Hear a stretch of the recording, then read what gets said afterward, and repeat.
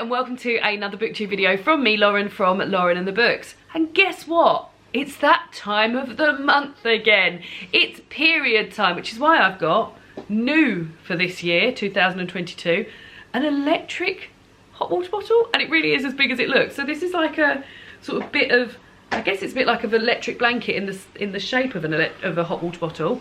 It's plugged in. It's got 3 heat things on it. This is on 3 at the moment because I've just turned it up. I want it to be warm. And yeah, you can have it on, and it goes off after 90 minutes. If you fall asleep with it on you, don't worry, it's not going to warm you forever.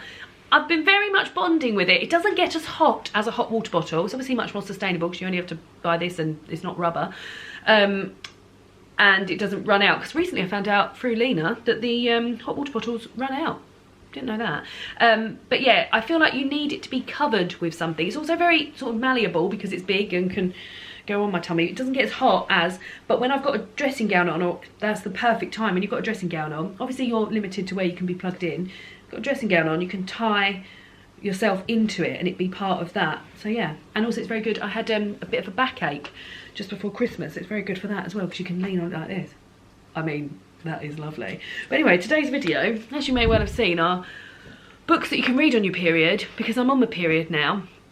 And not just, so if you don't have periods, please still watch this, because I also think these will be good books that you could read if you haven't got much, she says, haven't got much concentration, as her mind wanders off. But like, or if you're feeling a bit under the weather, or maybe even if you're in a bit of a bookish slump, these books might help you. But for me, these are books that I think are good for reading when you're on your period. First thing we're going to look at is shorter things. So I've got 2 sets of short stories here, because you can sort of read one. Like I've said, my mind, and you can see that from me filming this video today. Oh, and I'm not happy about that being there. All that. That's better. My mind drifts. That's just happened there, and I can't concentrate on something for long stretches of time, so short stories are perfect. So I've got 2 sets of short stories here. This is Daphne du Maurier, the Doll short stories. So all of these are a bit longer in the old short story side of life, but I can tell you how long some of them are. So, oh, actually, The East Wind is 12 pages long.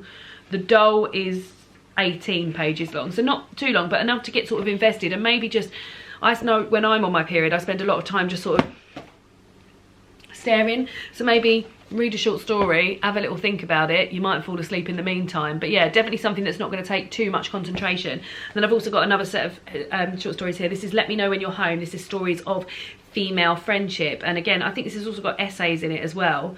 Yeah, it's got fiction and non-fiction, but yeah, I thought this was good. And again, all sorts of different lengths of things. This one here is only, well, it's basically a double page. And then these pages. So yeah, just something you can have a little think about. Just something that's not going to tax you too much in terms of length. And then I've got, and it just so happens that these are also, these sort of span two tips that I was going to give you. So the first tip is, I'll get the other ones ready for that bit so I can seamlessly into it.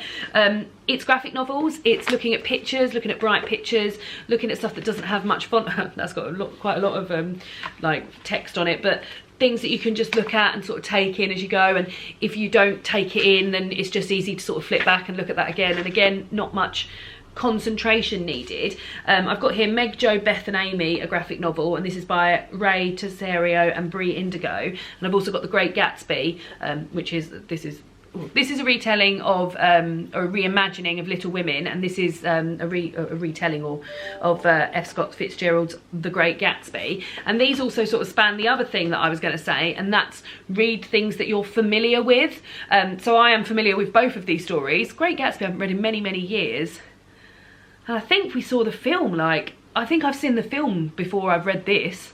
Like, as in, the last thing I had to do with Great Gatsby was that I watched the film. So the plot line is familiar. With Little Women, it's a bit more familiar. I love the film, I watch it all the time, and I read a lot of Little Women books last year. But something that you're familiar with the plot of, and then also the fact that this is very visual and just nice to have a look at, that might make you feel nice. Also, none of these books are particularly heavy, because who's got strength when you're on your period? Not me. So as I said, graphic novels or things that you're familiar with, and then I sort of, that segues into sort of old favourites or cosy favourites. So I've got Anne of Green Gables by L.M. Montgomery, and maybe not even like reading this as a book like the whole way through, but maybe picking out parts of it that are your favourites. This is what I used to do with Harry Potter before She Who Must Not Be Named started spouting a load of old rubbish.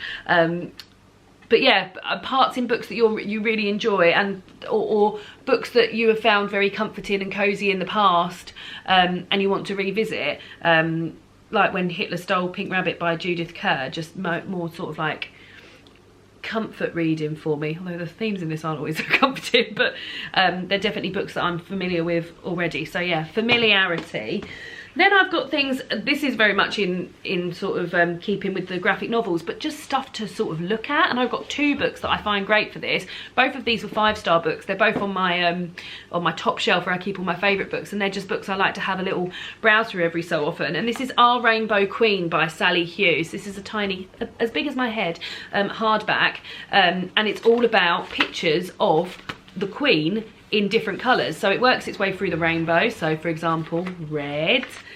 And there's loads of different things, from like more sort of like familiar images I have of the Queen in her later years, that's in 2015, and then stuff from like 1979, and it always has like a little bit about the outfit or where she was when the picture was taken. And like I said, we go through red to orange, look at that, that's a look, isn't it, to yellow, I love seeing the stuff she wore when she was younger as well, to green, to blue, and then we're even into like print at the back. I mean, look at that. And yeah, this is just lovely to browse through, even if you're not reading the little bits, which I have to read the little bits because I love hearing about the sort of history behind these outfits. Just something to look at as you're, oh god, I picked up a Donald Trump page then, but there we go. So a book to look through, and then as I said, I gave that 5 stars. And then this is Food Anatomy. I actually bought this for David, but this is one that I look through quite a lot, and there's a few books in this range. Another one's called Farm Anatomy and Nature Anatomy, and this is great for me because I love food and food fiction and just writing about food.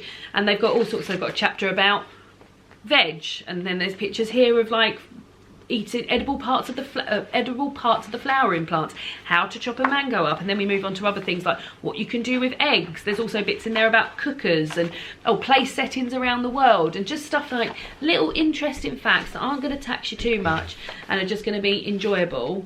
Oh yeah, sumptuous sandwiches and things like that.